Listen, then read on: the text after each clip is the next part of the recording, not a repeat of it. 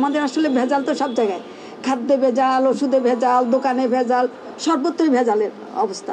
তো কাজেই ভেজালের নিরোধ করার জন্য আইন কিন্তু আমাদের দেশে আছে, যেমন টোবাকো সিগারেটের আইন আছে, কিন্তু সেই আইনের প্রয়োগটা নাই। যেমন বলা হয় যে ওপেন জায়গায় সিগারেট খাবেন না, কিন্তু হরদমিতে সিগারেট খাচ্ছে, পাবলিক প্লেসে সিগারেট খাচ্ছে, এটার জন্য আমরা কাউকে ধরছি না। তো এই বিষয়ে কোনো সুনির্দিষ্ট প্রশ্ন করেননি, তবে ওনারা বলেছেন যে হ্যাঁ এই ধরনের বেআইনি কর্মকাণ্ড আছে, এটুকু যারা হিন্ট দিয়েছেন, কিন্তু কোনো সুনির্দিষ্ট সিন্ডিকেট শব্দটি বা এই ধরনের কোনো কিছু উল্লেখ করেননি। সেখানে যেটা বলছেন জনগণ হাসপাতালগুলোতে আইসিইউ সিসিইউ সেগুলো তারা চেয়েছে, হাসপাতালগুলো বেটার সার্ভিস দিতে পারে। সেই ক্ষেত্রে আসলে তারা যে নিশ্চয় বলেছিল, আপনারা কি বলেছেন, পারবেন কিনা, এরকম সময়সীমা আছে? এটা একটা ওনাদের এই পরামর্শটা, এটা আমাদেরও দৃশ্যমান হয়েছে দীর্ঘদিন যাবত। গত কয়েকদিন আমরা স্পষ্ট দেখেছি যে দেশে প্রায় ৫,০০০-এর চেয়ে বেশি আসলে চিকিৎসকের মৌলিক এন্ট্রি পোস্টেই প্রয়োজন, এবং এছাড়া বিশেষজ্ঞ পদ এবং অন্য যে আধুনিক হাসপাতালগুলো সেখানে আমাদের পদের প্রয়োজনীয়তা আছে। আপনারা জানেন যে পদ সৃষ্টি করা এবং তার যে আর্থিক সংশ্লেষ এটা একটা লম্বা প্রক্রিয়া, কিন্তু আমরা ইতিমধ্যে ৫,০০০ পদ সৃজনের জন্য প্রক্রিয়া শুরু করেছি। আমরা আশা করি যদি ৫,০০০ পদ সৃজন করা সম্ভব হয় এবং তখন তাদের পোস্টিংয়ের মাধ্যমে আসলে এই যে বিভিন্ন বড় হাসপাতাল, এটা আসলে ছড়ানো ছিটানো, একেবারে ইউনিয়নে যেমন ঘাটতি আছে আবার মেডিকেল কলেজ হাসপাতালে আছে। এটা মূল ব্যাপারটা হচ্ছে যে মূল এন্ট্রি পোস্টেই আমাদের ৫,০০০-এর চেয়ে বেশি পদের ঘাটতি আছে। এই ঘাটতি, এই পদ সৃষ্টি করে আমরা যদি তাদের নিয়োগ দিতে পারি, আমরা চেষ্টা করেছি। আমাদের মন্ত্রণালয়ের পক্ষ থেকে আসলে একটা বিশেষ উদ্যোগও নেওয়া হয়েছে। আমরা আশাবাদী যদি উদ্যোগটা সফল হয়, অল্প দিনে বিশেষ কোনো বন্দোবস্তে আমরা যদি নতুন পদে জনবল নিয়োগ করতে পারি, সেটাই সমস্যার উত্তরণ হবে।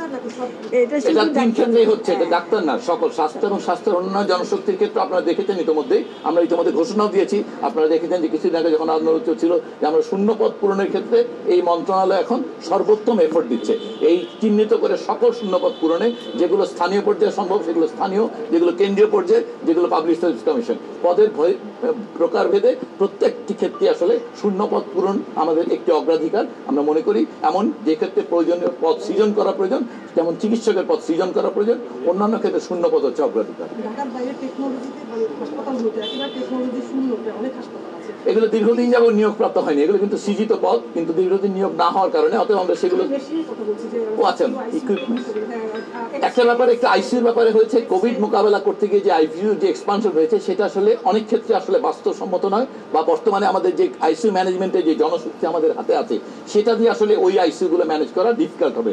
অতএব আমরা মনে করি এখানে একটা ট্রানজিশনাল প্ল্যান আমরা তৈরি করার চেষ্টা করছি, যে যেগুলো কোভিড একটা মহামারী মোকাবেলার জন্য যে আইসিইউ তৈরি করা হয়েছিল সেগুলোকে এফিশিয়েন্ট ইউজ কিভাবে করা যায়। কিন্তু এটা দেশের সকল জেলায় যেভাবে করা হয়েছিল ওইটা একটা মহামারীর জন্য প্রয়োজনীয় ছিল বটে, কিন্তু এটা দিনের জন্য এইটা মেনটেন করা একটা স্বাস্থ্য ব্যবস্থার জন্য বেশ কঠিন। জুলাই বিপ্লবে যারা আহত তাদের চিকিৎসা, প্রপার চিকিৎসা নিয়ে কোনো আলোচনা হয়েছে? বিশেষ করে এখানে আজকে এখানে স্পষ্ট এটা আলোচনা হয়নি, কিন্তু আপনারা, আমি খুবই কৃতজ্ঞ যে তাদের কথা আমরা স্মরণ করেছি। এই আহতদের, তাদেরকে আপনারা জানেন যে স্বাস্থ্য পরিবহন মন্ত্রণালয় থেকে দেশে প্রাপ্ত সকল সুবিধা এবং এমনকি প্রয়োজনে এই অঞ্চলের সেরা চিকিৎসায় তাদের অ্যাক্সেস দেওয়ার চেষ্টা করা হয়েছে।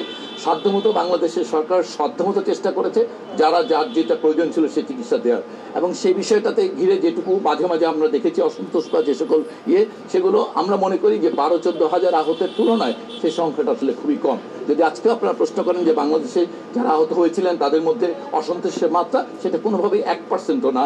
এটা আমাদের আসলে এইরকম একটা বিরাট ধরনের স্বাস্থ্য বিপর্যয় মোকাবেলায় পৃথিবীর কোনো দেশের স্বাস্থ্য ব্যবস্থা আসলে এটার জন্য প্রস্তুত থাকে না।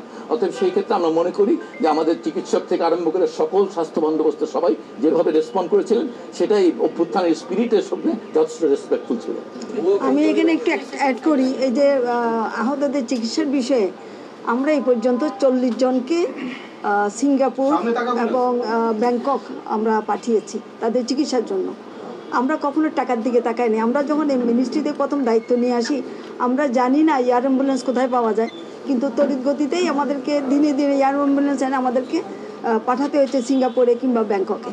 কাজে এই ক্ষেত্রে আমরা চেষ্টা করেছি সর্বোত্তম চিকিৎসা সেবাটা তাদেরকে দেওয়ার জন্য, এবং এই জন্য আমরা সিঙ্গাপুর থেকে ডাক্তার এনেছি, চায়না থেকে ডাক্তার এসছে, ইউকে থেকে ডাক্তার এসছে, ফ্রান্স থেকে আসছে, অর্থাৎ পৃথিবীর বিভিন্ন জায়গা থেকে আমরা গ্রুপ অফ ডাক্তারদেরকে এনেছি তাদের চিকিৎসা করার জন্য।